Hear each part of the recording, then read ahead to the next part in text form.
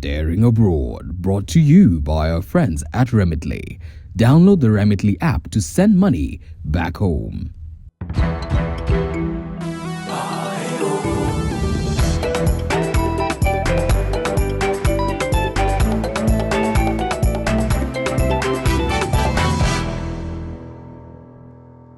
Hello and welcome. Today's show is quite interesting as we take you to Jersey Island, the origin of the Jersey cow, and we shall be having a story about that on how farmers here are using technology in dairy farming. But first, Lucy Ngema, one of the first Kenyans to arrive on the island for work. I was trained in Utalii College as a chef. My name is Michael Zimanji. Let's start the show.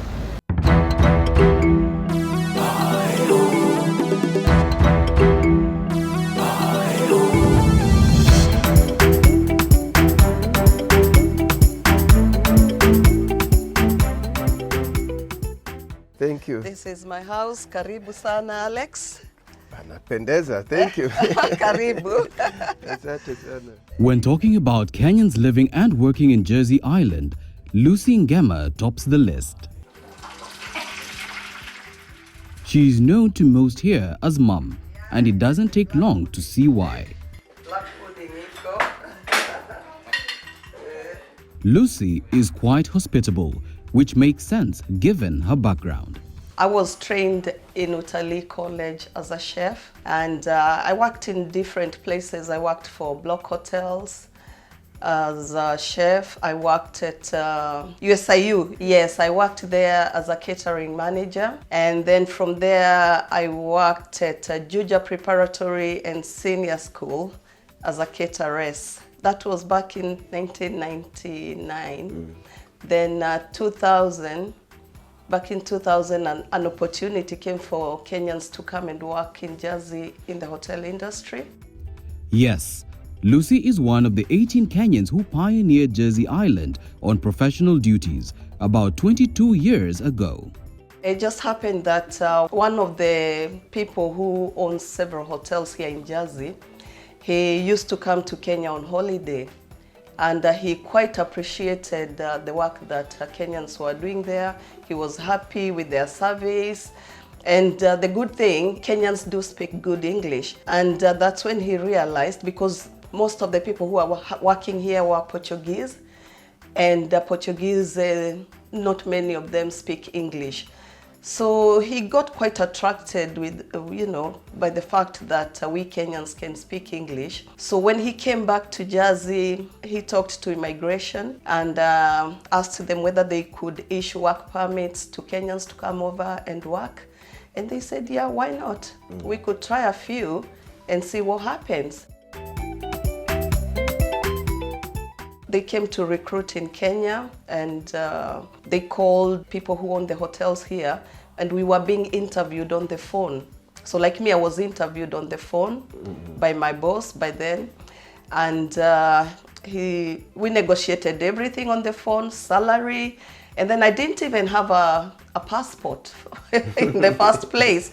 I didn't have a passport, and he wanted me to be here within 2 weeks. And I said, I think it's impossible. I can't come within 2 weeks. One, I don't have a passport. I don't have money to book my flight. And he said, don't worry, I'll send you the money to process your passport. And then I'll send you the money for your air ticket. That was when I realized, oh God, thank you, Lord. Yeah. Mungu alikuonekania. Mungu alinionekania, nikashukuru Mungu. And then from there nika-apply passport. Passport nayo haikukaa. Within a week passport ilikuwa imetoka. Akatuma pesa ya ndege na nikakuja. That is how Lucy landed in Jersey Island, the largest of the Channel Islands, a group of British Crown dependency islands located about 260 kilometers from London, with a population of about 120,000 people. It was a big culture shock for me. And especially I came in winter, and you can't believe how cold it is in winter. And coming from a hot country to, you know, a country like this, it was a really big shock to me. I would say the only thing is here, even if you have the title, you still have to do the work. You have the title of a chef, but you have to do everything. While back home, you've got your commis chef, you've got your sous chef, you know, you delegate most of the duties to them. Although you're still cooking, but not as much as here. Here you find you don't even sometimes have a commis chef, you don't have a sous chef. You have to work really hard. I would say the menus here, they're not that complicated. They're quite easy menus. Speaking of easy, Lucy was also able to get a benefit that most migrants can only dream of: relocating with her family. So when you get your 3-year visa, it entitles you to bring your spouse and your children. So that's where I got an opportunity of bringing my kids over. They came and joined me. They went to school here. So how are your children doing now? Oh, they're doing very well. Yeah, they're doing very well. 2 of them are working for finance. They're in the finance industry. And I've got Daisy. Daisy was in the finance as well, but now she's looking after her little boy. Yeah, and I've got my eldest daughter.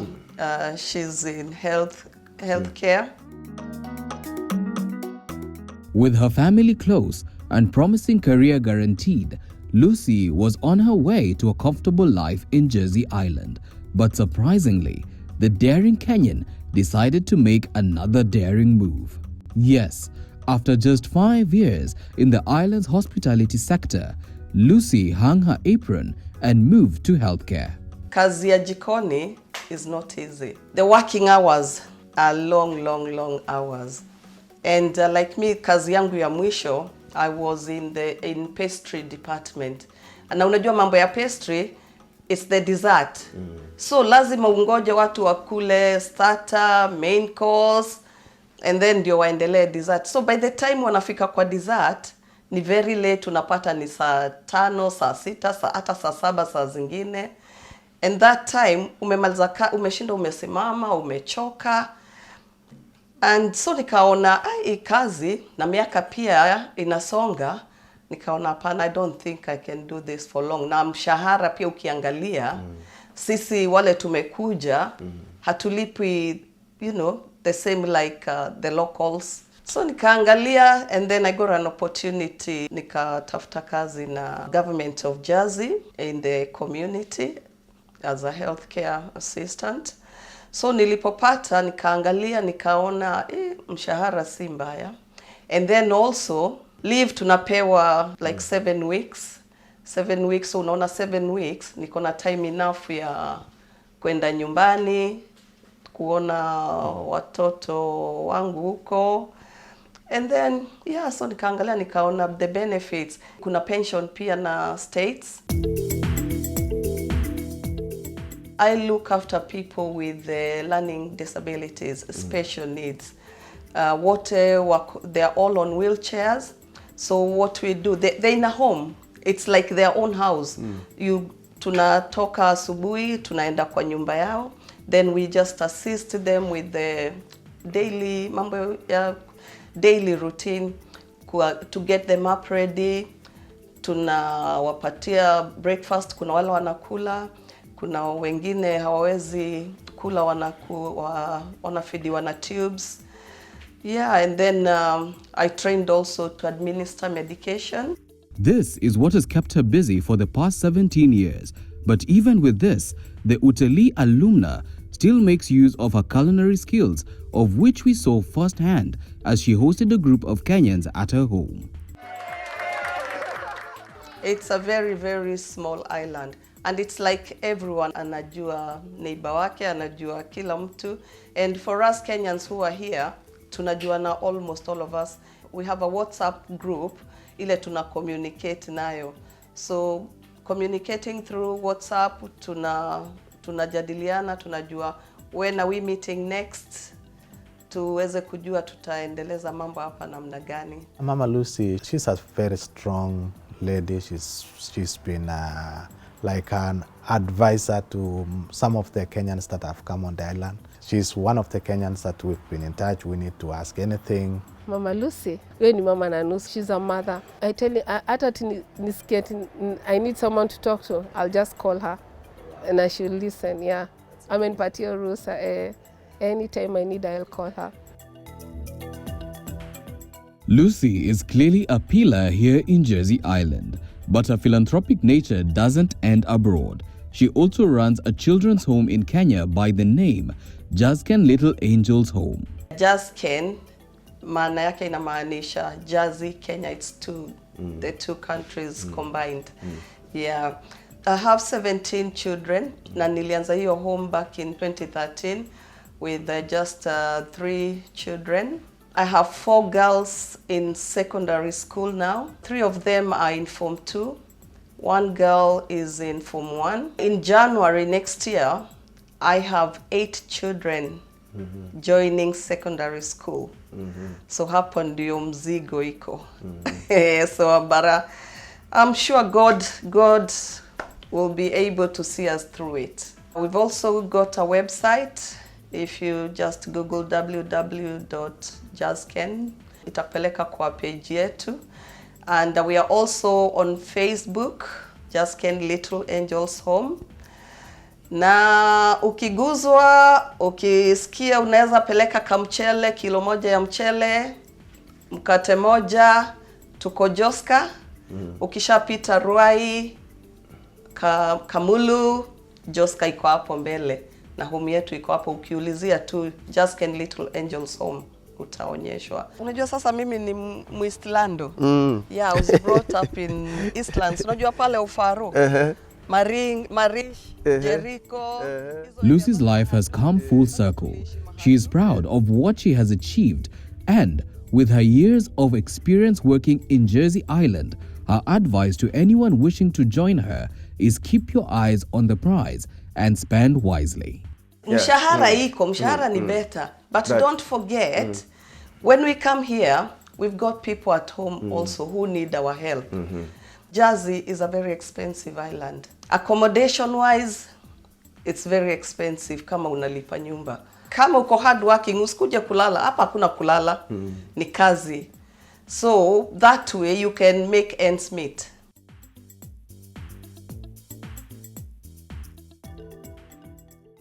Many thanks, Lucy, for that inspiring story. Time now for a break, but when we return, we have apps on our phones so we can monitor the health of the cows.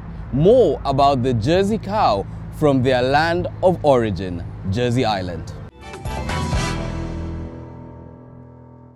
With Remitly, you can send money to Nigeria, Ghana, Kenya, and over 40 other African countries with low or no fees, so more money gets home. Loved ones can receive their money through familiar options like MTN, M-Pesa, First Bank, Access Bank, and more. Plus, an ever-expanding network of bank deposit, mobile money, and cash pickup availability. You will also get real-time transfer updates so you know where your money is through the whole transfer process. Download the Remitly app today and get a special offer on your first transfer.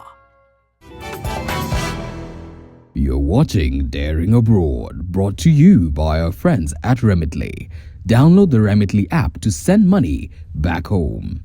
Welcome back to the show. Today, we are in Jersey Island, and did you know that Jersey Island is the origin of the Jersey cow? Yes, my colleague Alex Chamoda was able to spend time with a farmer, and he showed him how they're using technology in dairy farming. Take a look at this.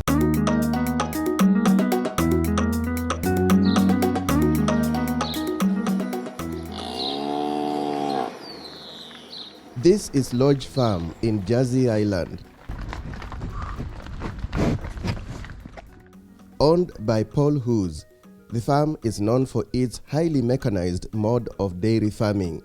Well, I've been doing this for 50 years, so I've always been interested in farming, and I've taken over the family farm, which now is being run by my daughter. In Jersey, most of the farms are family farms. Well, the milking machinery has made our lives much easier. So on this farm we milk through a herringbone milking parlour, and we can milk our 180 or 185 cows in less than 2 hours. All the equipment is automated. All the field work is done by tractors and advanced machinery which uses a lot of electronics. The management is all done, by computer. That makes our lives a lot easier. One cow gives you how much 23 litres of milk. a day? So once a cow is milked for 10 months, she goes dry for 2 months in order to give her a rest and prepare for the next calving. The cows are now coming in and the feed is dropping. Yes. So they each get their own feed. And while they're eating their feed, so their teats will be disinfected, and then the milking machines will be attached in 2 or 3 minutes' time. Okay, so how many are in this compartment? 14 cows. 14. Yeah. And you'll be milking how many in total? 180, 185. 185. Yeah. And the feed, how does it work? We program that in the computer, and it drops the right amount of feed for each individual cow. Okay. So if the cow is giving a lot of milk, she'll get a lot of feed. Okay. If she's not giving so much milk, we'll cut the feed down. Otherwise, she will put on too much weight. But can any cow be in any of these No. compartments? So how does it know that this is, Each cow wears a microchip in her ear. That microchip is read by the aerial. Okay. So it knows that this cow is number 204. 204 feed there. Okay. This cow is number 10. Number 10's feed will be there. They might be completely different. So this cow could have been there, but that Doesn't machine matter. will read Reads it. and give it the right amount of Right feed. amount of feed. That's Okay. it. Yeah. So what's the purpose of feeding while milking at the same time? Oh, that keeps them quiet and they're happy. Okay. And when they're eating their feed, they're quite happy. So they milk quicker. Okay. So the feeds will be dropping here one by one until the last cow there. Yeah. Okay. Yeah. This use of technology in farming is also seen when it comes to monitoring. We have apps on our phones which so we can monitor the health of the cows. So as soon as a cow goes sick, the phone Everything will, is here on phone. Okay. the phone will alert us. The phone will alert you. Yeah. So what are the aspects of a cow that you're able to monitor through the phone? Health, feed, All the aspects of health, making sure she's eating regularly, she's chewing her cud regularly, her temperature's normal, all these things, and her activity during the day is normal as well. So she's moving around the fields or in the sheds. That's all being monitored 24 hours a day. If she is sick, she will naturally slow down, she will lie down for a longer period, and the app will detect that and alert me that something's wrong with that cow. I then have to go and have a look, or one of my staff has a look to see what's wrong with the cow, and we can diagnose the problem from there. The biggest challenge is keeping all the cows healthy, making sure they're all performing properly, so that they're all milking and there's no lazy cows. We like to make sure they're all milking. Making sure that the operation of milking is clean and we don't get too much disease, and making sure that we've got enough feed for the cows. So we spend a lot of the time making our own feed, which is silage. So grass silage and maize silage. Now, Jersey Island is quite unique when it comes to dairy farming. First of all is the environment. Seasons, they're not as extreme as many other places in the world, but the average temperature in Jersey will fall to about 10 to 12 degrees Celsius in the winter, and in the summer we'll rise to an average of about 20. So there is a big difference. We get a lot more growth of grass in the summer months, particularly the spring months, and then the growth of the grass will decline in the winter We also grow maize, which is grown in the summer. How many cows have you got? One. Second, its rich history. Jersey is the origin of the Jersey cow, a breed known for its quantity, quality, and cost-effectiveness in milk production. Currently, all Jersey cows are registered in the island's herd book that dates back to 1866. In it, the cow's name and pedigree lineage are indicated. It is estimated that there are about 4,000 Jersey cattle on the island. The other unique fact is that rearing of any other breed of cow is not allowed on the island. We haven't imported any live animals in Jersey for over 250 years. There's been no injection of outside genetics till 2008. Now in 2008, our government changed the law to allow us to use international genetics. And the farmers have all agreed amongst themselves that the only genetics they will import is pedigree Jersey semen.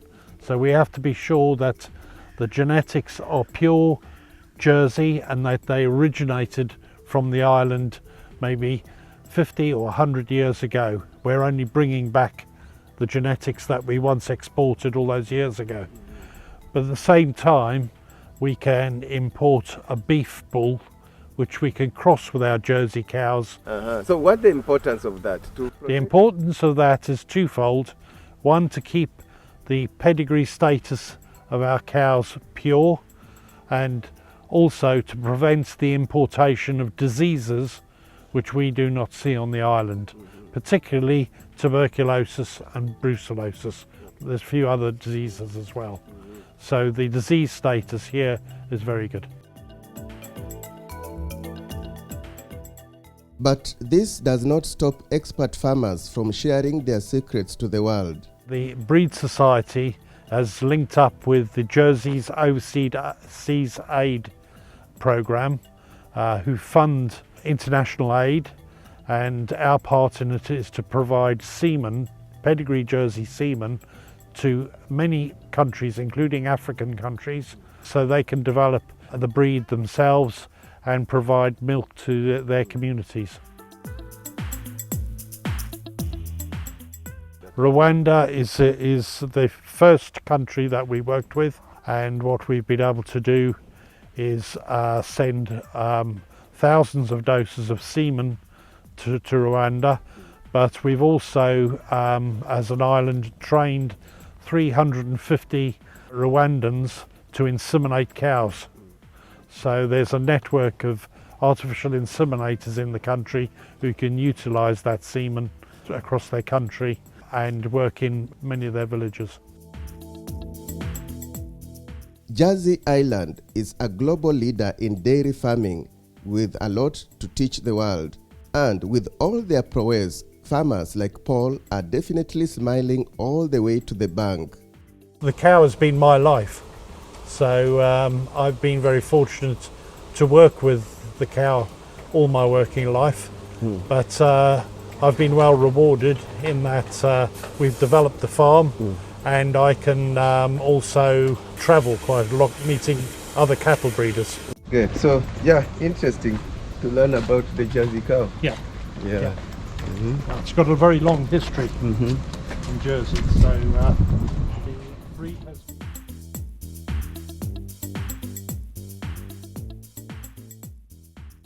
Thank you, Alex, for that amazing story. I'm sure all those interested in farming have picked up a thing or two. With that, we have come to the end of the show today. On behalf of the team responsible for the production of this episode, we say asante for watching and see you next time.